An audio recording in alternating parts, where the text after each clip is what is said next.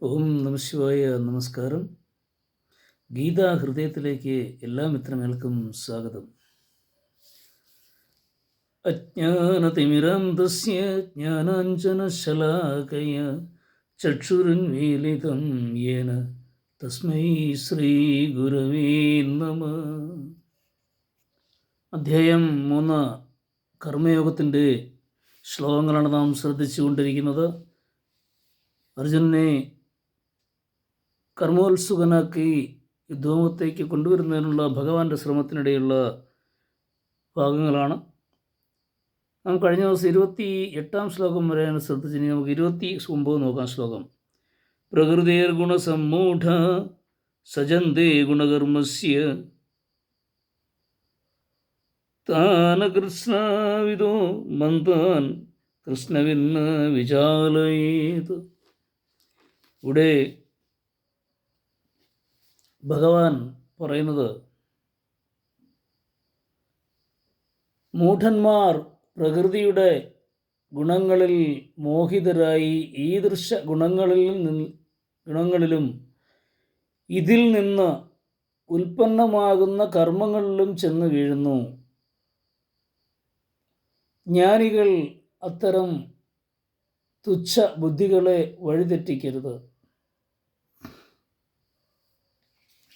അതായത് പ്രകൃതിയുടെ ഗുണങ്ങളാൽ മോഹിതരായി നാനാവിധത്തിൽ ഭോഗ ഐശ്വര്യങ്ങൾ നേടുന്നതിനായി ധർമ്മ ആചരണം ചെയ്യുന്നവരുണ്ട്. അത്തരത്തിൽ ഫലാസക്തരായി സകാമമായി ശുഭകർമ്മങ്ങൾ ചെയ്യുന്ന അജ്ഞാനികളും മന്ദഗതിയിലുള്ളവരുമായ അവരെ പൂർണ്ണജ്ഞാനികളായ ഉള്ളവർ വഴി തെറ്റിക്കരുത്. വേദാധ്യയനം, യോഗാഭ്യാസം എന്നിവയിലൂടെ മാത്രമേ പ്രകൃതി ഗുണങ്ങളിൽ നിന്ന് സംയമനം ചെയ്ത് ചേതനമായ ജീവാത്മാവിൻ്റെ സ്വരൂപത്തെ അറിയാൻ കഴിയുകയുള്ളൂ.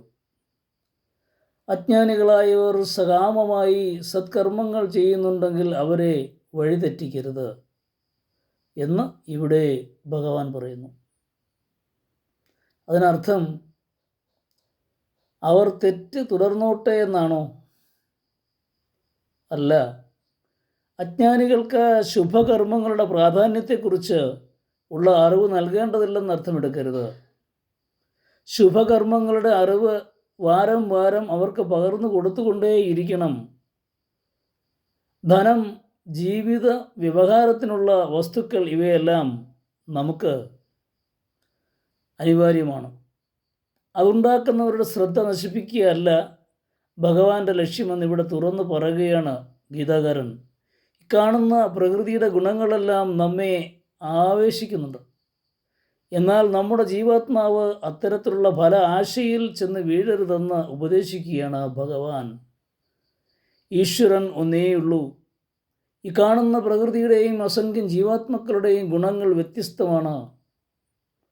അവയും ഈശ്വരനും ഒന്നാണെന്നും മറ്റുമുള്ള ചിന്തകളിലൂടെ നിരവധി കർമ്മ വ്യാപാരങ്ങളിൽ ഏർപ്പെട്ടിട്ടുള്ളവരിൽ മതിഭ്രമം നാം ഉണ്ടാക്കരുത്. ജ്ഞാനികളായവർ, അതാണ് ഭഗവാൻ ഉദ്ദേശിച്ചത്. മനസ്സിലായി കാണുമെന്ന് കരുതുന്നു. ഗുരു പാതാരബിന്ദങ്ങളിൽ സമർപ്പിക്കുന്നു. അടുത്ത ശ്ലോകവുമായി അടുത്ത ദിവസം നമുക്ക് ശ്രദ്ധിക്കാം, സംവദിക്കാം. അതിനുള്ള അവസരം ഭഗവാൻ ഉണ്ടാക്കട്ടെ എന്ന് പ്രാർത്ഥിക്കുന്നു. എല്ലാ മിത്രങ്ങൾക്കും ശുഭ സുദിനം നേരുന്നു.